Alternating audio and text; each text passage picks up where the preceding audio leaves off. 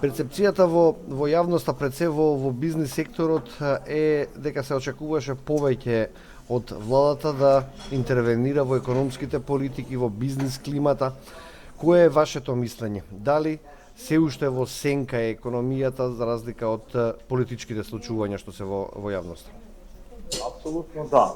Нели има единствената политичка партија која на избори одеше со една платформа на која главниот момент им беше економијата и каква и да беше таа политичка платформа, нели беше многу понапредна од останатите политички партии, предпакот им беше дека ќе има економски реформи. Па сега да направиме една споредба, ако тие беа најголеми критичари на мерките кои ги преземаше претходната влада за да ги смири инфлаторните притисоци кои се случува на нашиот пазар, еве една споредба истите почна да ги користат. Значи, со тоа што нели не направија некој вид на други поинвентивни моменти на кои што нели ќе излеземе од тој момент на инфлација. Дури инфлацијата не беше проектирана до тој момент на кој што тие ја предвидува. За годината со една инфлација на која што тој првиот ребаланс која направи новата влада не беше дури проектиран да биде 4,2%. Кошничката која што ја нуди како опција за пресметување на инфлацијата владата, каде што има доста реакции во јавноста, каде што летувањето надвор од државата е луксус, каде што од семејството повеќе не е 4 члено, како што беше и пресметката од синдикатот, сега е 3 члена, дори има и досетки веќе по социјалните мрежи, или едниот член е во затвор или е во странство. Кој е вашиот став за мерката која што ја нуди владата или новата пресметка на синдикалната кошничка? Вака, имаме еден парадокс на ова ситуација. Значи имаме една потршувачка кошничка која ја пресметува Сојузот на синдикати на Македонија, која е искрено не е некој економски параметар, колку е социјален параметар. Така. Со тоа што тие скромно ја прават таа потршувачка кошничка, по мене ме слушата, таа е многу скромна и многу под тие услови на добар живот на граѓаните, нели, на кои што останатите, нели, устата им е полна со тоа дали да го подобриме квалитетот на живот на граѓаните. Но ако земаме друга споредба, Consumer Price Indexот и во останатите развиени држави, еве да речеме Словенија, кај нив пак од друга страна, значи освен тоа што имате елементарните работи кои што треба да ги продолжи тие цени на Consumer Price Index, кошничката да речеме ние, има и луксузни работи на кои што му треба на граѓанинот за да има квалитетен живот. Да, достоинствен, да го кажеме. Достоинствен, нели, и летување, и посета на театар, купување на книги, гледање на филмови, па сега дури купување на некои софтверски, како ги викаме ние, алатки на кои што ќе им го подобри животот на граѓаните. Ако се земе тоа во предвид, и ако ја земете во предвид нашата потршувачка кошничка која направи Сојуз на синдикати на Македонија, тоа е значи во две различни гледишта. Ако мене ме прашувате која треба да направиме, ние треба да почнеме елементарно ова реформа, да направиме Consumer Price Index, по кој што ќе ставиме тие параметри на кои што би требало да има, освен основните производи кои кај нас е 80 до 85%, ние тоа да го намалиме на 30%, па потоа да го ставиме над едукација, здравство, сите тие детално да ги пресметаме, на кои што по моје мислење подобар параметар би извадиле и подобро би направиле подобри макроекономски политики, при што тие макроекономски политики подобро би ги анализирали и подобри резултати би направиле во иднина. Ете и моментот на ова криза и моментумот на кризите што ни се случуваат во светот, ние да направиме добра реформа и една добра анализа на ситуацијата. Синдикалците велат подобро да има повисоки плати, туку нови кошнички затоа што луѓето им треба повисок стандард, им требаат повисоки плати.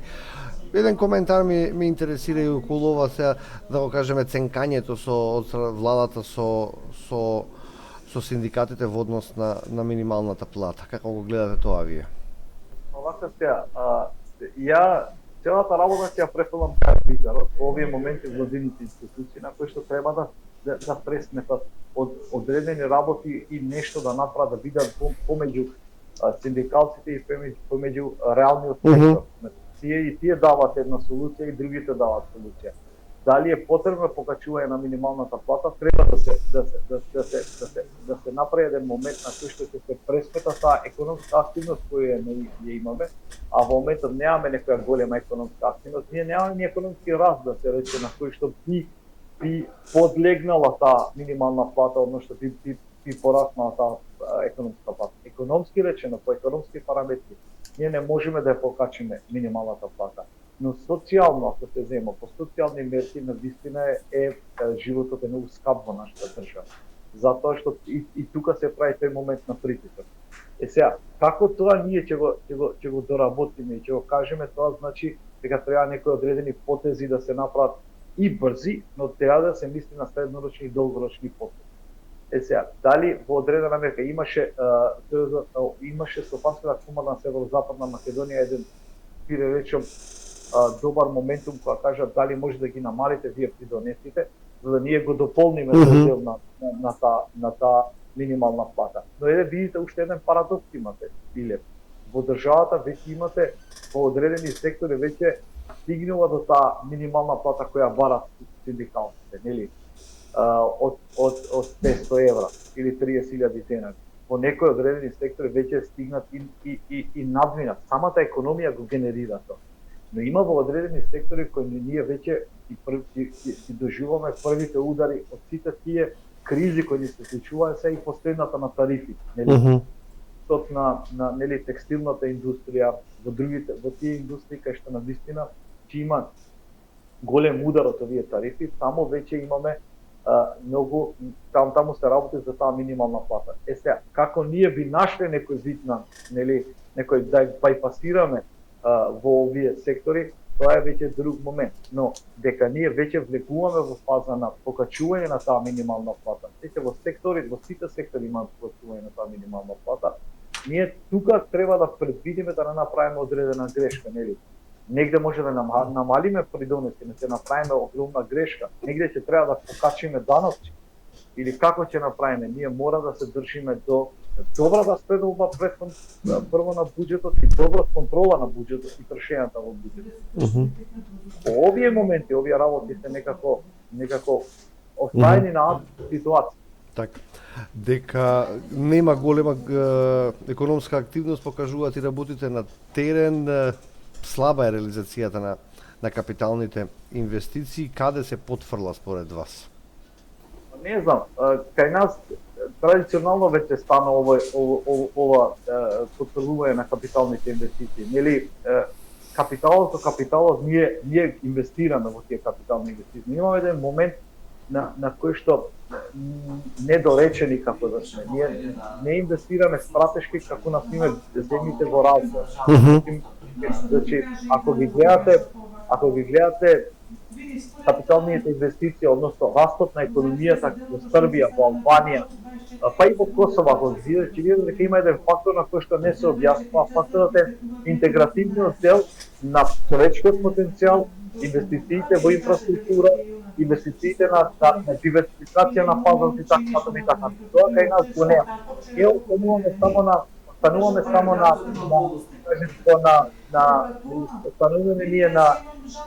инвестиција во работување во администрација и на капитални инвестиции кои се влечат веќе со декади во нашата држава. Кај треба да пазиме? Треба да пазиме во диверсификација на пазарот, на иновативните моменти на пазарот. Иновација на идеи, на добра инфраструктура, на поврзаност на државата. Нашата држава е crossroad. Нели, ние сме во некој крстопат на кој што треба да се поврзиме со трите држави. Дали нашата економија треба да биде спремна да го фати и балканскиот пазар?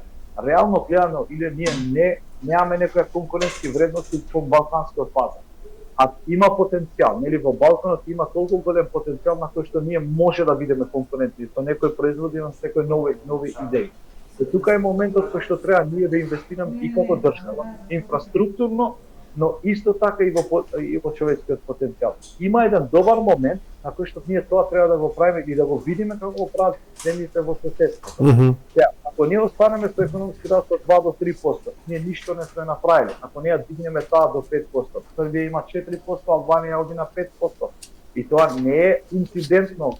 Ние 30 години сме на 2 до 3%. Ништо не е случајно во однос на тие стапки кај соседите. Па затоа ти викам, оној моментот на тие фактори на кои што не можеме да ги предвидиме, а кои што се случуваат во моментот, таа конкурентска предност која државите ги прават да се покачат тој економски раст во овие држави. Ама тоа можеме и ние да го направиме. Еве сега да речеме, ние во земјоделието имаме предности на кои што може да направиме. Една добра стратегија, една добра технолошки раст, добра едукација на земјоделците, со добри субвенции, а кои се големи во државата, до 300 милиони одиме годишно, а немаме апсолутно никаков импакт. Еве тука да направиме таа реформа, да одиме на чинење на производ, на последниот производ да плаќаме субвенции, односно да наоѓаме нови пазари, да бидеме малце поиновативни во некои моменти,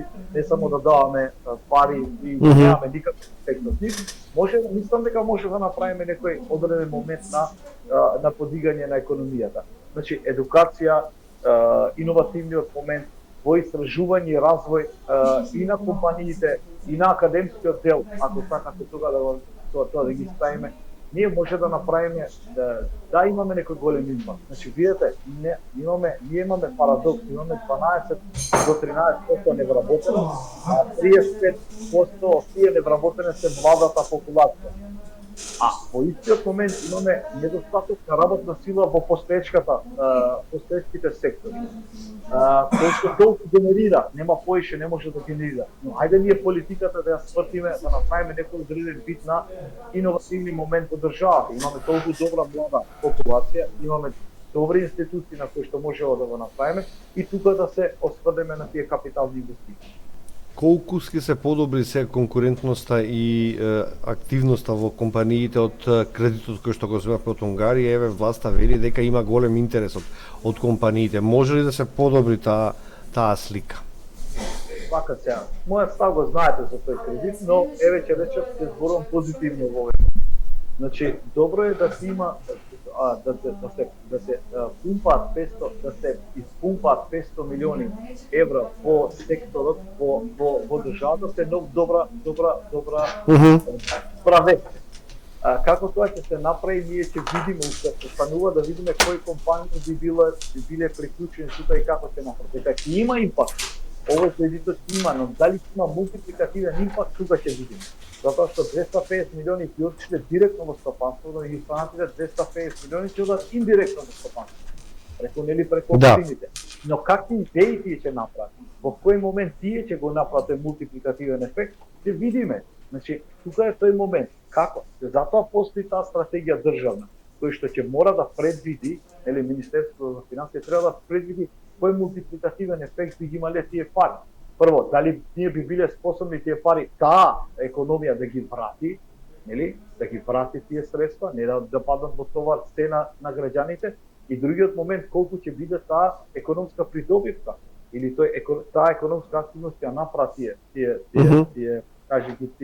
средствата. Тие средства. Тука е моментот, колку иновативно ние можеме да ги користиме тие средства, затоа што тие ќе дојде моментот кога треба да ги врати. Нели? Убавиот моментот што тие ја трнате тие 15 години направија да може да се да се вратат средствата, тоа е добар момент за нашата економија, за нашите сектори и така натаму, но како ние тоа ќе го мултиплицираме во економијата, тоа се ќе зависи во каква стратегија ќе направиме понатаму. Какви идеи поддржуваме? Да, многу е лесно да се земат овие пари.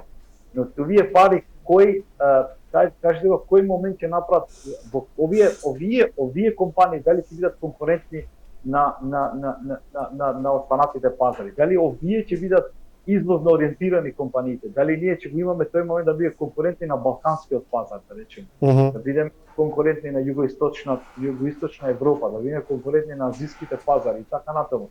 Затоа што се гледа дека веќе пазарите во светот се размрда.